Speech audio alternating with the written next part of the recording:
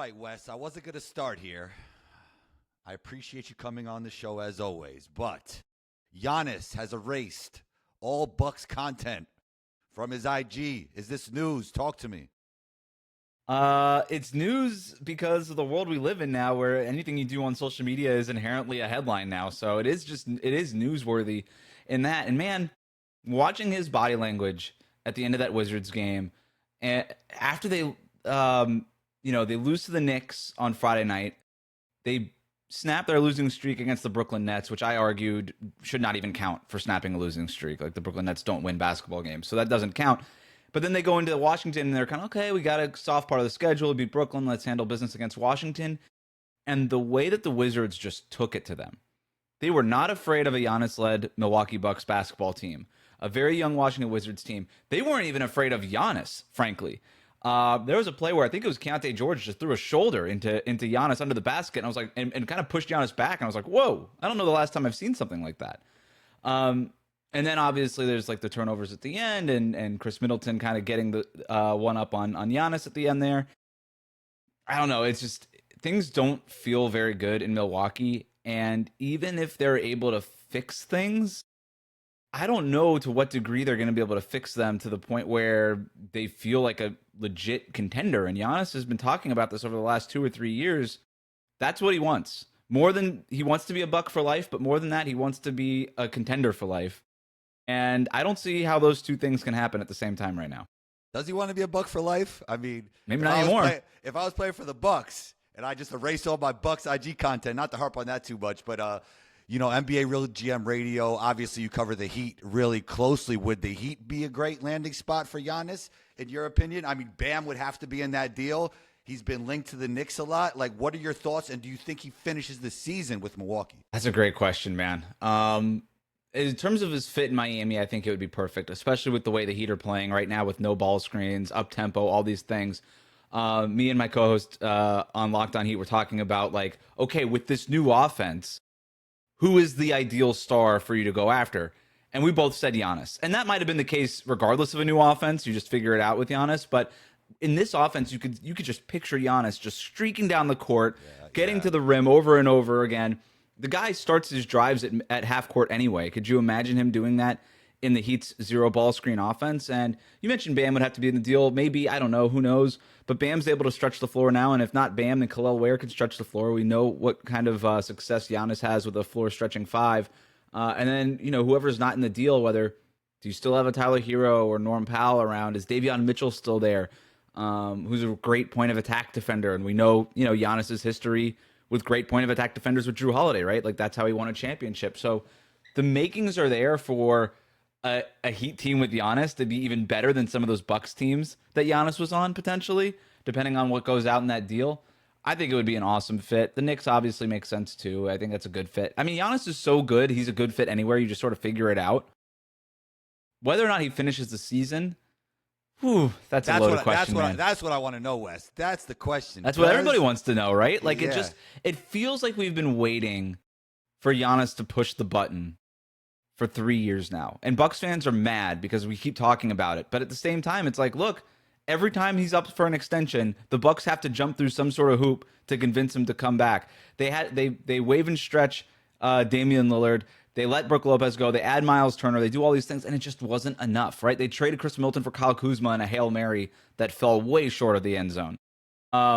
It feels like we're at the end of the rope. I just don't know if we're going to reach that in February or if the Bucks say, you know what, let's just do this in the summer. But if you ask me right now to bet whether or not Giannis starts next season on the Bucks, man, I don't want to do the recency bias thing, but it really feels like at best, that's 50-50 for the Bucks keeping Giannis into next season. Well, into next season, it's less than 50-50 in my opinion. I think the real question now, does it happen before the end of the season? And the Knicks, Knicks Twitter and Instagram's going crazy right now. They want to see it happen, but then again, their team's playing really well, so it's like, yeah, but it's Giannis. Yes. Like, how many teams in the league? Like, there's one team in the league that I would think that would just be like, you know what, we're not even gonna make the phone call. It's not worth it, and that's the Thunder. It's like, we don't need to shake things up. There's no reason for us to do that. But even if it's the Thunder, would you just say, like, here's Here's the number 1 pick for next year. Right, yeah, here's the Clippers picks. We don't need these. But then, like, it would be like, then we have to add Giannis to this thing and shake up what we got going on. They're the only team that I would say don't need to trade for Giannis. Everybody else, Houston would be great. Denver would be great. Just put them anywhere. Those teams can't pull off a deal, but they call, right? They make the phone call. You know, I'm hearing a lot of complaining, Wes, to shift gears a little bit. It's just too easy to score in the NBA, people are telling me, Wes. That's what they're telling me. I'm getting a lot of messages, emails. It's just so easy. They think guys from their rec league could come in and score 20 because it's easy to score in the NBA. Does the NBA have a scoring problem? No, I don't think so.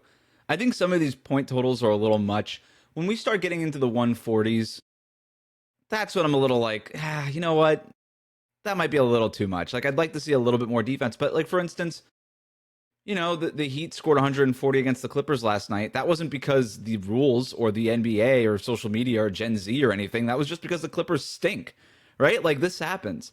And I think what we're seeing right now is the bottom of the league is so bad because these teams have such an incentive to not be good right now. And I do think and this isn't like an anti-tanking thing. I don't think tanking is as much of a problem as people make it out to be. I just think that we've hit like the life cycles of a few different teams at a weird time where there's like 6 really bad teams. Some of them on purpose, like Washington and Brooklyn, and some not on purpose, like New Orleans and Sacramento and LA and Memphis to a degree. But, you know, these teams have been so bad that when the good teams go in and play them, they just score 200 points. And I think that kind of throws off some people because somebody's got to play these teams every single night. And so every night you're like, oh my God, there's another 150-point game or another guy's scoring 40 or 50 points in a game.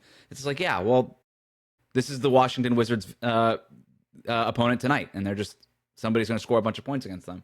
I simply look at it as that like these players are just so skilled. And even, I mean, the stars obviously have all the skill, but then you look at the tertiary guys, they could score in ways that it just wasn't like that in the past, you know, with the step backs, the Hezzies, the Euros, the bag, if you will. Now, that bag work could be a detriment to some players, right? If that's like all you hang your hat on. We see that in AAU. I know people complained about that with Cam Thomas, but, you know, I think the players are more skillful than ever before, and that's part of the reason for the scoring surge as well. Across every position, right? Like, we've got 5s bringing the ball up and pulling up into 3s. The first play of the game last night, again, going to that Heat Clippers game because I just watched it, Bam Adebayo gets the rebound, dribbles it up the court, and just pulls up for a 3 with Zubac playing and drop, and you're just like, okay, that's not shocking to see anymore. And Bam's not even known as like right. the bag hit a 3 guy, you know, right. That's a big like right. When Kat does it, you're just like, yep, I expect that. It's almost weird when he doesn't do that at this point, and so I think that's part of it. What I'll say to people who think that there's just too much scoring, not to be like the watch the games guy. But watch the games, you know, because the way that this isn't just bringing the ball up the floor and just pulling up from 3, right? Like, if that's what the Boston Celtics did last year, and I hated watching that team. Not every team is doing that. The Celtics have figured out their math advantage, right? Over the last couple of years, so we got to take a lot of 3s, but we're also going to limit our fouls. We're going to not turn the ball over. That's how we're going to have a math advantage. And then you have a team like Denver or the Thunder who say, we're just going to get everything we possibly can in the paint. And we're going to beat you there. And both of those teams are saying our stars are going to get to the free throw line so dang much that we don't really need the 3-point line as much because we're going to get the and ones over and over again. We're going to limit turnovers on our end of the court because our turnovers are our stars are so efficient with the ball in their hands. And then for the Thunder, they're saying not only are we going to do all that, we're also going to take the ball on 20% of our opponent's possessions. We're just going to take the ball away from them. And they're figuring out the math advantage there. And then you have a team like the Houston Rockets who are saying, our best offense is just missing shots because we're going to rebound 40% of our own misses and we're going to put it back. That's how they figured out their math advantage. So there's a lot of teams figuring out the unique way in which they want to play. And then we talked about the Heat, no ball screens, like all this stuff. So many teams are figuring out the unique way in which they want to play that I do think that on a game-to-game basis, there is variety in how these teams are scoring. I was watching this video the other day about illegal defense back in like the Charles Barkley era, where you literally couldn't send a double team. It was illegal. It was a weird NBA. It'd be like Barkley backing you down, and then be like 4 people in the same wing just waiting, and maybe one will cut through. Yeah, as soon as somebody would cut through, then you were allowed to send, and you were only allowed to send that double if you committed to the double. That I think people are just sort of that people that say there's too much scoring have like this nostalgia thing about the NBA. It's like, dude, watch those games. That was so boring. They literally had to outlaw the Charles Barkley thing because his post ups were so slow. Are you annoyed by watching Giannis take 12 seconds to shoot a free throw? Imagine that in live action. Because that's essentially what post play was. It was just dribble, dribble, dribble, dribble, dribble, dribble, dribble. 10 seconds left on the shot clock. Do something with it. It was awful. They had a Charles Barkley rule. Like, Yeah. you can't back down. Is that still in effect, or it just changed so much they don't even need that anymore? Because nobody's even trying that. I think it is, right? Isn't Okay. that 5 seconds? Like, Yeah. don't they have the 5-second rule where you can't do that? But nobody does it anymore. To your point. Nobody wants to do it. All right. Now, I was watching LeBron and Steve have a little pod, and LeBron said like 48 times, copycat league, copycat league, copycat league. And I know we all know it's a copycat league, but do you think Spo will change that trend? I guess it's copycat in itself if you're kind of taking the Spo philosophy of actually looking at your team and not caring what everybody else is doing, and let's just maximize what I got. Do you think there'll be more variance now in the way teams play because there might be the anti-copycat, if you will, copycat? Yeah, I think there is an element of some teams trying to zag while everybody else is zigging, right? We've seen pick and roll steadily climb, isolation steadily decrease, and then Spo is like, well, what if I just flipped that? What if we just went ISO heavy and then just ran? But it's like quick ISO in a way. It's like, it's not, you know what I mean? It's super, it's not exactly, to your point, it's not old school like Kobe Bryant, Michael Jordan isolation. When you say ISO, what people think like Tracy McGrady with the rock step kind of doing it. On an island, it's not. On an island, it's almost more similar to the 7 seconds or less Suns, who were obviously super pick and roll heavy, and you could even argue were like them and the Spurs were the reason why the pick and roll got so popular. But with those Suns, it was like Nash and Stoudemire just running those quick pick and rolls, and then Nash would, obviously try to attack in 7 seconds or less or make that pass in 7 seconds or less. With Miami, it's not just their point guard; it's everybody, right? Whoever has the ball, you're just sort of making that decision. They're trying to get that a shot up quickly, and the best way to do it is to ISO, right? If you want to get the shot up early in the clock is the ISO. Now, I do think that this is just what Spo has decided to do with his Heat roster. And I think good coaches, to your point, will do that. They'll try to do less copycat stuff and just say, hey, this is the team I have. How do I maximize it? But then again, like, I don't know that everybody's Eric Spoelstra. Spo's one of the greatest coaches of all time. I don't know that, even if you looked at this roster, I don't know that there's a lot of people in the league, right? Let alone you and me, people like in the media just talking about it. A lot of coaches in the league that would say, yeah, this is the offense we have to run. This offense that flamed out in Memphis and got people fired, that's their trash. That's our treasure, Yeah, I mean, like, if you have an SGA or a Luka or a Harden, I mean, it's not. Why would you do this? It's not going to work. But then you got Tyler Hero, who kind of wants to play the other way. He can play this way. Do you feel like there'll be a little bit of friction? Because you did see a little bit of stoppage when he came back. I think that was more a learning curve. I remain bullish on Tyler's fit in this. If you're just telling him, hey, man, pull up quick in the shot clock for 3, I don't know that there's a lot. There aren't many better 3-point shooters in the league than Tyler Hero. And if you're just telling him, hey, do that, and then plus his floater, adding that floater to this offense, nobody else really has that. He hit 8 floaters in his first game back. He got like a push shot in turnarounds. It's not really. It's kind of like a floater, right? It's a little bit of a floater. It's more of like that Jimmy Butler, like, let me put my left shoulder into you, then kind of go up with the right hand and just sort of statue it into the basket. Right. It's like that weird physical shot. But yeah, I think Tyler will be fine in this offense. All right, the start one, bench one, cut one game, right? You ready? Are you ready? All right, start, bench, cut. Maxey, Brunson, Austin Reeves. Ooh, right out of the gate, this is tough. Maxey, Brunson, Austin Reeves. Wow. You have to start Maxey based on the season he's having. There's no other answer. We're talking about right now, season they're having. It's got to be Maxey. I think you bench Brunson. I think you cut. No, I think you bench Reeves. I think you cut Brunson. Brunson said, I'm gonna chalk that up to some of the lingering injuries for Jalen Brunson. So I'm gonna use that as my hedge here. All right, I'm gonna make it even harder for you. This is the last one because I want to get into some Miami Heat talk right after this. Maxey, Brunson, Norman Powell. Oh, No, that one's easier. No, start Maxey, bench Brunson. You got to cut Powell. Powell's been awesome. I thought you were going to be like Miami Heat Homer. He just dropped 30 last night. I know he's been great. I hate saying it, but you can't put him in that conversation with Brunson and Maxey just yet. Powell might make his first career All-Star though. He might be an All-Star with those two guys this season. Yeah, he needs one, right? He needs to get in one of those. Mm-hmm. Okay, I'm going to shift away from the start bench cut. I do want to say that no matter who wins all these awards this year, it feels like Jokic is the best player in the NBA and Spo is the best coach every single year, no matter who wins those awards. Is that fair? Yeah, and I would go back to even the 2023 finals. Nikola Jokic was the most dominant player in the Western Conference bracket, and that's why the Nuggets ended up in the 2023 finals.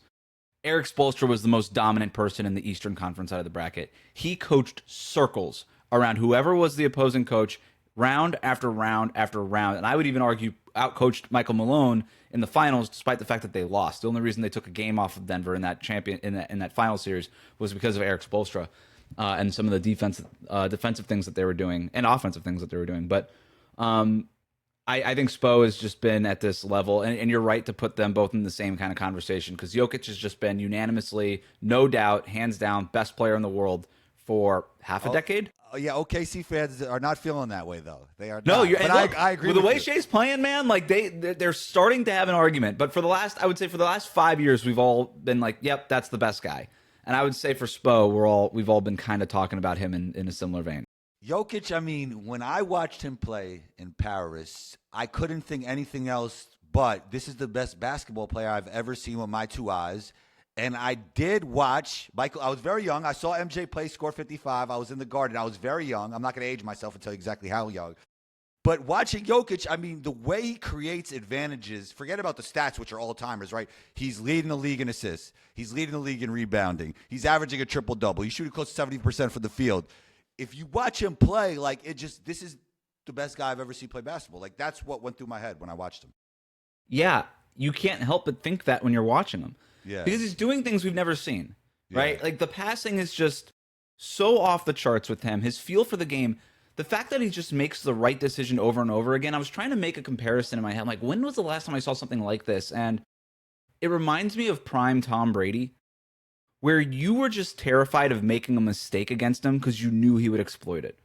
Mm-hmm. And if you're an opposing defense, you cannot be a half step out of position because you know 10 times out of 10, Jokic is going to find you and he's going to kill you for it. And that level of fear that he puts into defenses, it's not fear the way we think about like Michael Jordan or Kobe or even like peak LeBron or Giannis, who's just going to barrel down the court and just dunk on you or something. He's not that physicality fear. It's that psychological fear, which I would argue is even scarier, right? The psychological thriller is always scarier than just like the Saw style, just sort of brutal murder kind of thing. That level of fear that he puts in defenses, I think, creates second guessing, and it just sort of has this crazy domino effect on the teams that they play. I'm with you, man. I don't know that I've ever seen anybody just better. You start thinking about, okay, if Jokic gets one more championship, and I don't even know, like one more MVP puts him in really rare air. Like, I mean, we all know he should have been winning more of these MVPs too. Mm-hmm. That's the thing, you know. Yeah, the year they won the finals, he did not win the MVP, right? That went to Joel Embiid, and you could have made a case. I think Shea should have gotten it last year, but I think Jokic had it as like there was no wrong answer, right? It was either Jokic or Shea. I don't know, man. Like, if he gets one more ring and one more MVP, we have to have some like real surprising kinds of conversations about this guy. Well, when it comes to the all-time, even if he wins one more, it's only two, so they'll be like, he only won two. And then people will point at the defense, but that's another thing. When I saw him play, I mean, he was really good defensively. He's gotten so much better. Like, I saw him switch out on Patty Mills and just, like, stop him, and then he's so smart on that side of the court. Like, he's a plus to me on defense when I watch him play. Yeah. He didn't used to be. He is now. I think this has been – and this I think he got off to a little bit of a slow start this year, but he's been getting a lot better. I've actually had the same observation. I'm like, oh, this guy, when he's up to the level – he's actually active now, whereas before, like Denver always used to bring him up to the level of the screen, but it was always kind of just a show, and it was mostly just to avoid him dropping, because if he dropped, he never had the foot speed to just keep up with guys who were going to drive against him. So they just would show, and then they would have the help behind him. Now he's showing, and he's sort of active, with his hands. He's creating steals. He's creating deflections. Again, he's kind of always done that, but he's so much more active now that he feels like he's a value add defensively in a way that he hasn't been. Is there any underlying story that you think can kind of switch gears and give this OKC Thunder team a run for their money? Because in my opinion, it's where Lauri Markkanen could end up. Like, could we see him go to the Detroit Pistons? I think that could be a swing factor. Like, is there anything you're seeing, and is that one of the things that you're looking at as well?